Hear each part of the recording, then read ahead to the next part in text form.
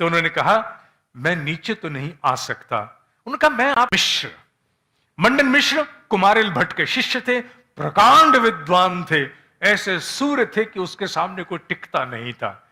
और आदि गुरु शंकराचार्य अपने उस अभियान में कोई समय नहीं गवाते थे, केवल उतनी प्रतीक्षा की जितने में कुमारिल भट्ट पूर्ण रूप से भस्म नहीं हुए। तत्काल अपने शिष्यों के साथ उन्होंने कदम बढ़ा दिया जहां मंडन मिश्र रहते थे। उस स्थान का नाम बिहार में है महिष्मती।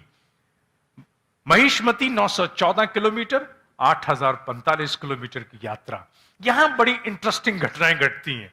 जैसे ही महिष्मती गांव में पहुंचते हैं, शंकराचार्य जी अपने शिष्य को कहते हैं, महिलाएं खड़ी हैं, संभवतः कोई ऐसा कुआं होगा या कोई स्थान था, पूछो मंडन कहां रहते हैं।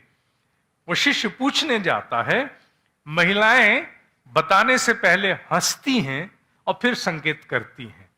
आदिगुरु शंकराचार्य शिष्य से पूछते हैं, क्यों हंस रही थी? शिष्य संकोच में कहता है, छोड़ दीजिए, ऐसे ही ऐसे ही। नहीं नहीं, क्या बात थी, हंसी क्यों? तो जब उन्होंने पूरी तरह से जोर लगाया तो उसने कहा, मैंने जैसे ही मंडन मिश्र का घर पूछा तो कहने लगी, अल्लो, आज फिर कोई ब्रह्मचारी मंडन के साथ शास्त्रार्थ करेगा, शास्त्रार्थ में हारेगा, ब्रह्मचर्य का त्याग करेगा और गृहस्थ आश्रम में प्रवेश करेगा। पता नहीं आज कौन सी लड़की के भाग खुलने वाले हैं। ये सुन करके वो हंस रही थी। आदि गुरु शंकराचार्य ने सुना और सुन करके आगे बढ़ गए।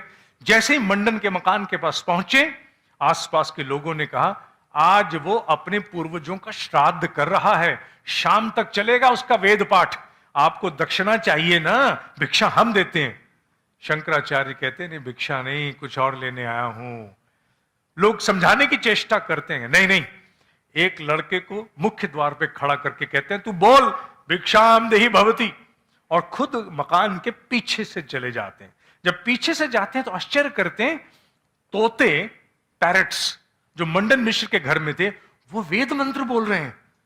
सोचते हैं आदमी तो कोई कमाल का होगा, तोते वेद पाठ कर रहे हैं।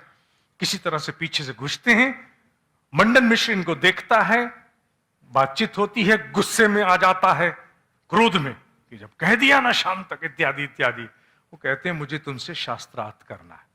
खैर, अगले दिन मिलते हैं, मिलकर के शास्त्रार्थ का दिन तय होता है। तो बीच में पंच किसको बनाए, न्याय कौन करेगा?